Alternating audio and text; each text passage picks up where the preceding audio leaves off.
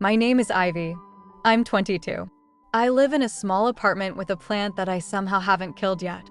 My life is pretty normal. I work at a coffee shop. I watch too many reality TV shows. I eat cereal for dinner more than I should. Normal, right? Well, normal ended the day my mom got married again. I know what you're thinking. Ivy, another wedding? How many stepdads do you need? And honestly, fair question.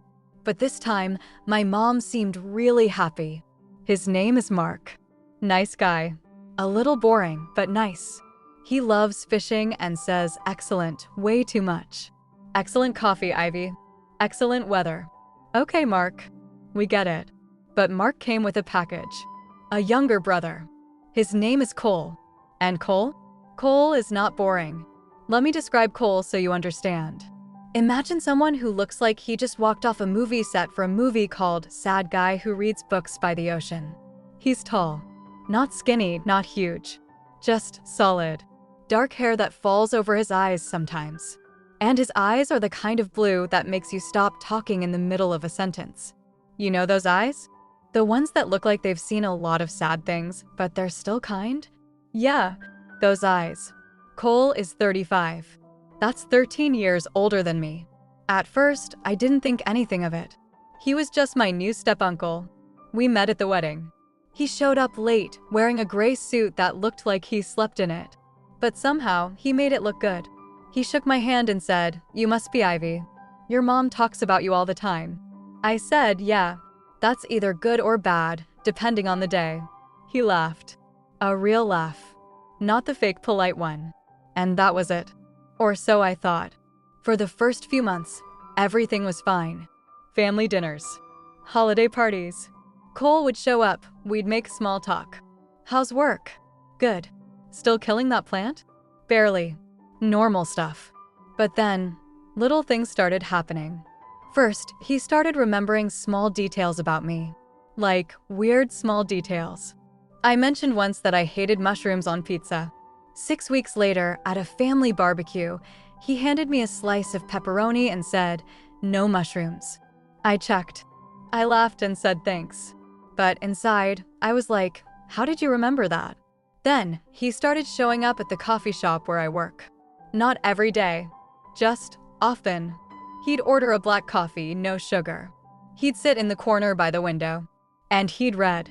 But every time I looked up, his eyes were on me. Not staring in a creepy way. More like watching. Like I was an interesting book he couldn't put down. I told myself I was imagining it.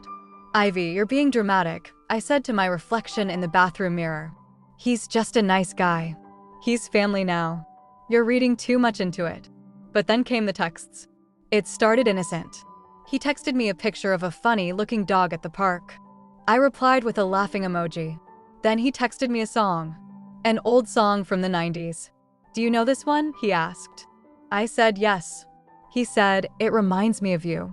My stomach did a little flip. A bad flip. Or a good flip. I couldn't tell. That's the problem with flips. They're confusing. I didn't tell anyone. Not my mom. Not my best friend, Chloe. Because if I said it out loud, it would become real.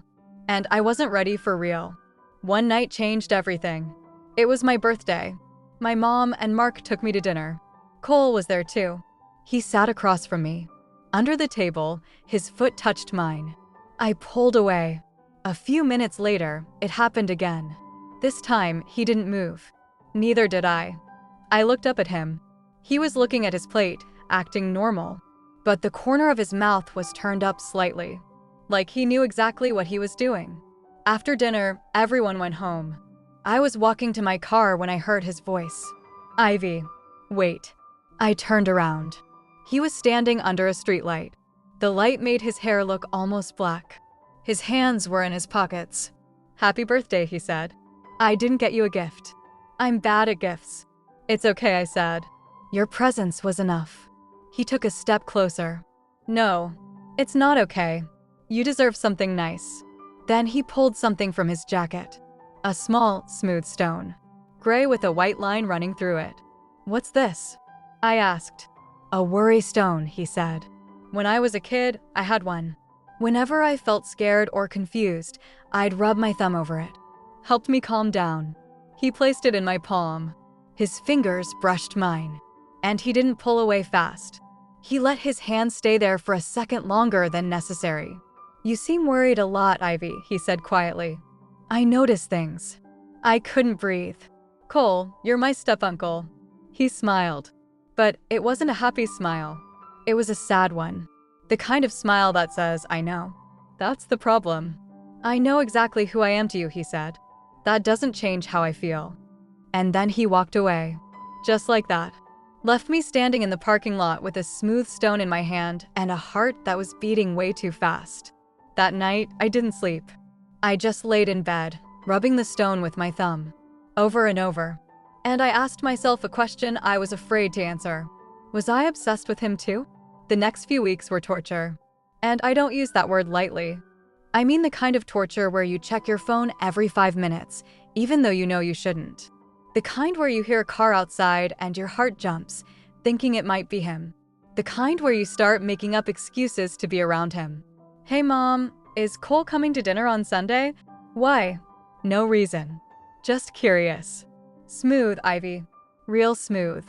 The truth was, I couldn't stop thinking about him. And the worst part? I didn't want to stop. That's the scary thing about obsession. It feels good at first. Like a warm bath. You think, this is nice. I could stay here forever. But you don't realize the water is getting hotter. And hotter. Until suddenly, you're burning. But you still don't get out. That's where I was. Burning, but staying. One afternoon, I was at the coffee shop. It was slow. Rainy day. No customers. I was wiping the same counter for the 10th time when the door opened. Cold air rushed in. And so did Cole. He was soaking wet. No umbrella. His dark hair was plastered to his forehead. Water dripped from his chin. He looked like a sad dog who got left out in the storm. And for some reason, that made my heart hurt. "Cole, what are you doing here?" "It's pouring." He didn't answer. He just walked to the counter and sat on one of the stools. He put his head in his hands. I went around the counter and stood in front of him. "Hey, talk to me." "What's wrong?" He looked up. His blue eyes were red around the edges. Had he been crying? Or was it just the rain? I couldn't tell. "I had a fight with my brother," he said. "Your stepdad." "Mark." "About what?" He laughed. But it was a broken laugh.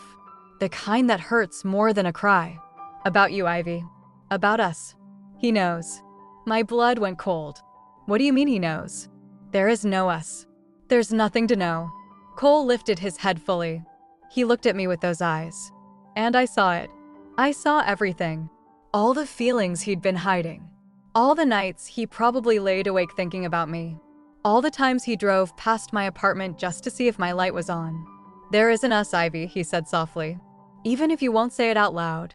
There's an us in every look you give me. In every text you reply to within 3 seconds. In the way you didn't move your foot away from mine at dinner." I wanted to argue. I wanted to say, "You're wrong. You're crazy. This is inappropriate." But the words wouldn't come out. Because he wasn't wrong. He stood up. We were close. Too close. I could smell the rain on his jacket. I could see a small scar above his eyebrow. I could count his eyelashes if I wanted to. "Mark told me to stay away from you," Cole said. "He said I'm your uncle. He said it's not right. And he's not wrong. Then why are you here?" I whispered. He reached out and touched my face. Just one finger. He traced it down my cheek very slowly. Like he was memorizing the shape of me. "Because I can't stay away," he said. "I've tried, Ivy. I've tried telling myself you're too young. I've tried telling myself this will ruin the family. I've tried everything.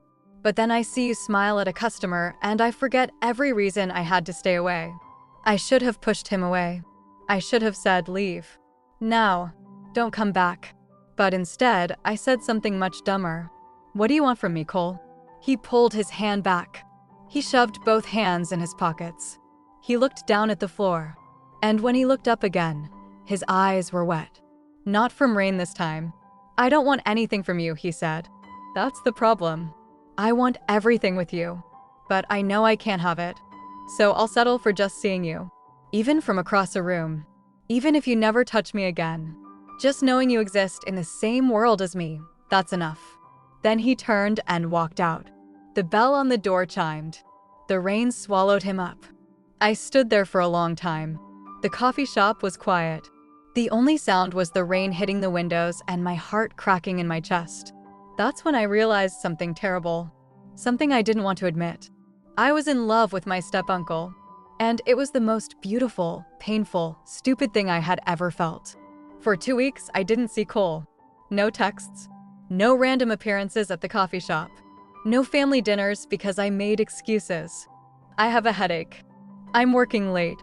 I think I'm coming down with something. The something was heartbreak. But I didn't say that. My mom noticed. Of course she did. Moms have a radar for these things. She called me one night. "Ivy, are you okay? You seem sad lately."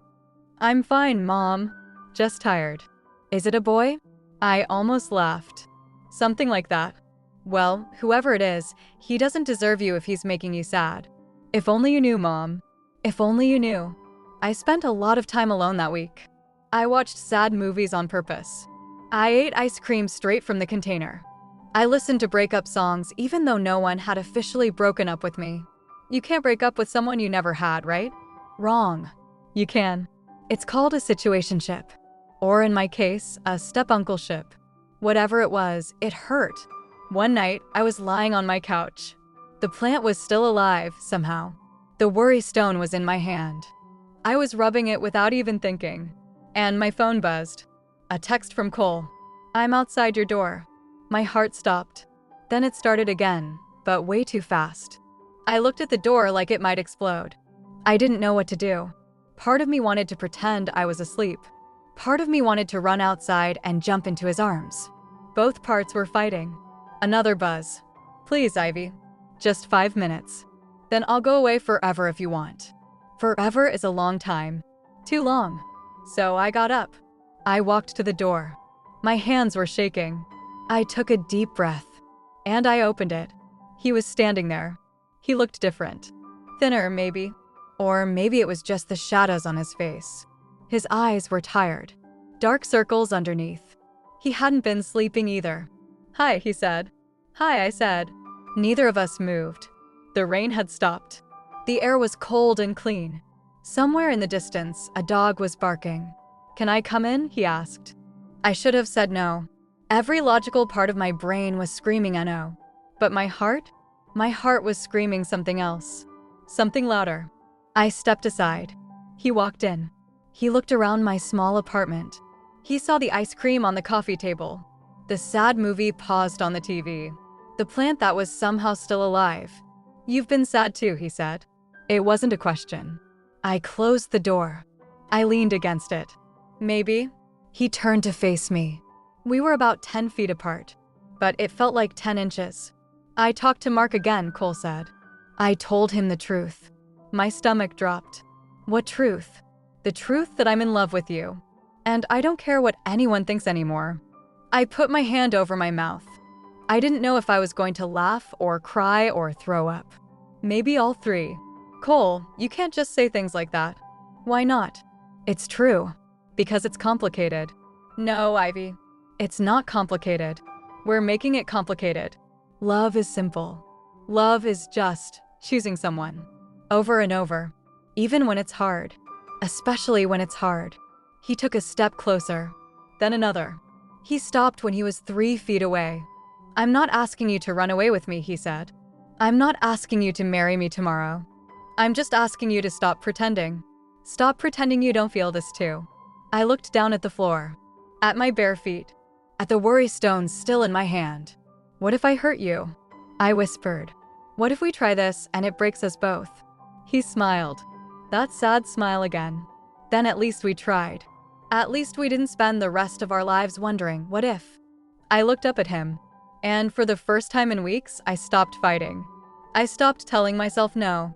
I stopped being scared. "I'm scared," I admitted. "Me too," he said. "But being scared with you is better than being brave alone." He opened his arms. Not wide, just a little. An invitation. And I walked into them. He held me. Not tight. Not loose. Just right. His chin rested on top of my head, his arms wrapped around my back. I could feel his heartbeat, or maybe that was mine. At that point, I couldn't tell the difference. "What now?" I asked, my face against his chest. "Now." He kissed the top of my head. "Now we figure it out. Together. One day at a time." It wasn't a perfect answer, but it was an honest one. And sometimes, honest is better than perfect. So we started. Slowly. Quietly. Like two people learning to walk on ice. We didn't tell anyone at first.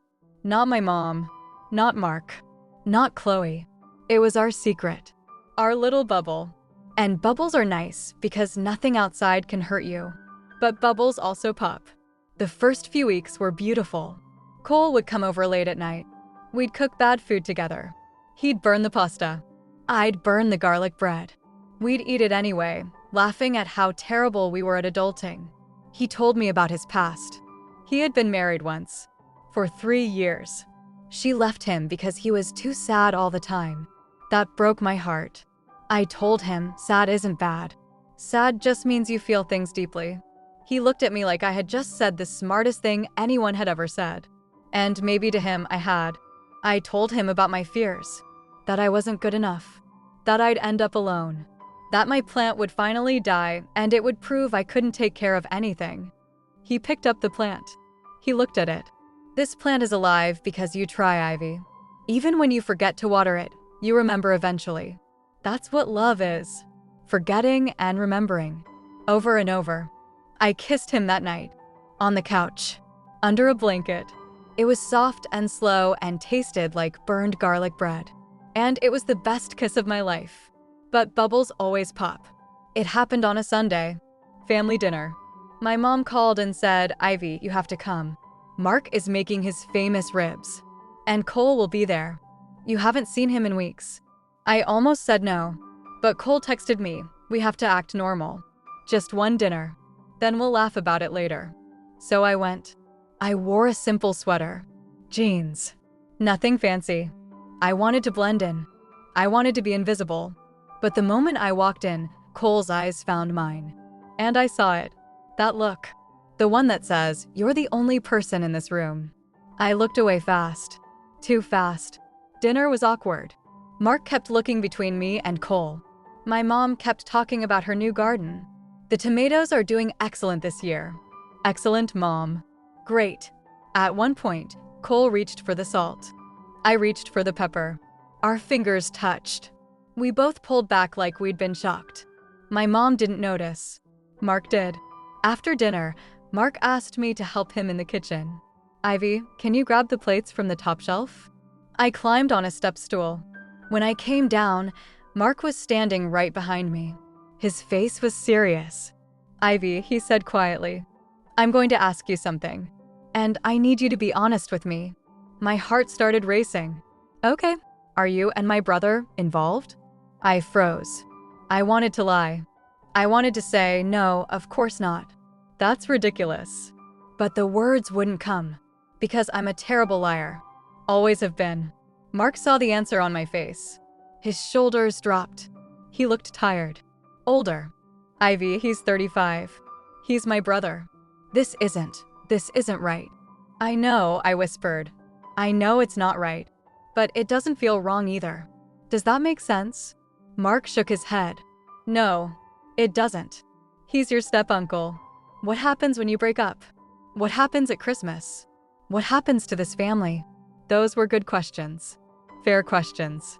Questions I didn't have answers to. Cole walked into the kitchen. He saw my face. He saw Mark's face. And he knew. "Mark, don't blame her," Cole said. "This is on me. I started it." "I don't care who started it," Mark said, his voice rising. "I care that you're both going to destroy this family. Mom will be devastated." "And for what? A crush? A fling?" "It's not a fling," Cole said. He looked at me. "I love her." The kitchen went silent. The only sound was the refrigerator humming. My mom walked in. "What's going on in here?" Mark pointed at Cole. "Your stepson and my brother are in love." My mom looked at me. Her eyes were wide. Confused. Then hurt. "Ivy, is this true?" I couldn't speak. I just nodded. My mom sat down at the kitchen table. She put her head in her hands. I don't understand. How long? How long has this been going on? A few months, I said. But the feelings started before that. And you didn't tell me? Your own mother. I was ashamed, I admitted. I knew you'd be upset. Upset? My mom laughed, but it was a sad laugh. Ivy, I'm not upset. I'm heartbroken. You're my daughter. And you've been lying to me. Those words hit me harder than anything else. Because she was right. I had been lying.